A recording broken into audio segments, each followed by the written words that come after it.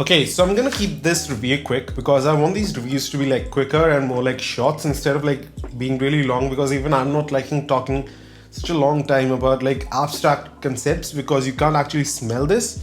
So let's just start off with the first impressions.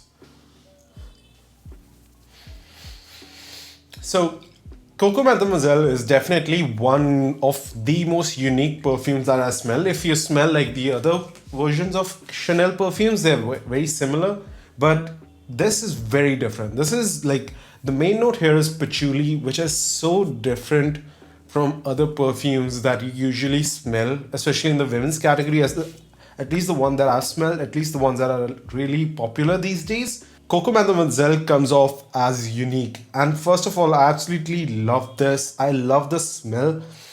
It's got this like really like punchy, juicy, like citrusy patchouli. And it's like also like citric because of the lemon that's in here and the orange that it's in here.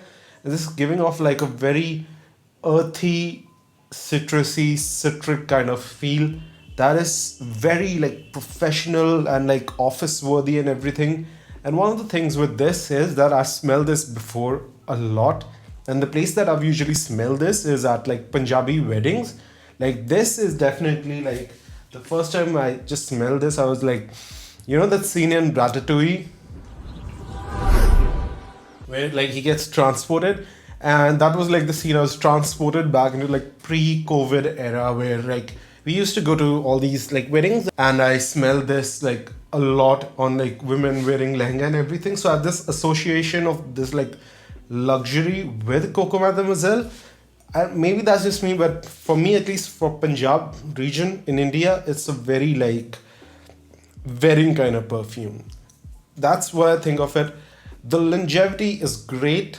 It's like at least 8 hours, I think, and the projection is good because I smell this in the air. I smell this at weddings, and if I can smell it like that far off, I think the smell, like the projection is good. Who do I see this on? I really see this on someone who's in their like 20s, 30s, and 40s. Beyond that, I can recommend other perfumes. This is definitely not like, at least not under 21 for me, because it smells too mature for under 21 and it smells too young for anyone above 40. So it's like 21 to 40 years for me.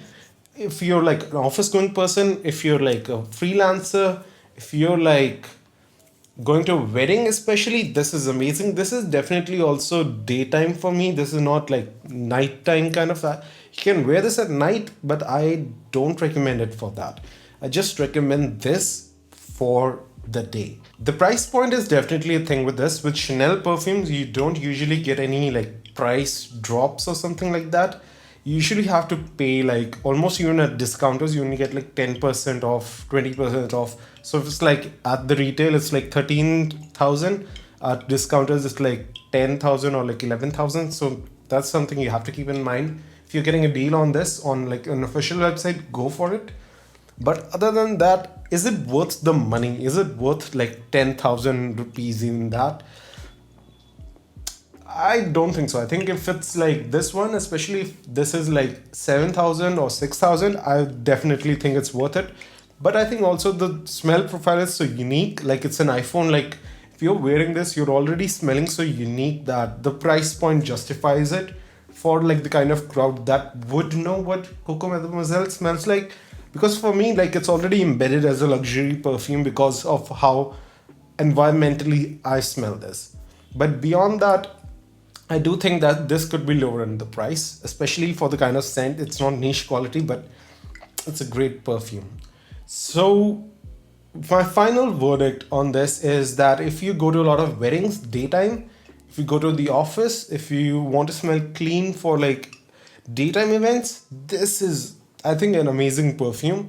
I definitely think you should sample this before buying a full bottle, because this is not a blind buy. Like Vice Libre is a blind buy. I can recommend that to people, but I can't recommend this because maybe someone might not like the patchouli note. It's not Head and Shoulders kind of thing. So sample this out, and definitely highly recommendation for me. The scent itself is a 10, longevity is 10, projection is like an 8, and that's pretty much it from my side. See you in the next one.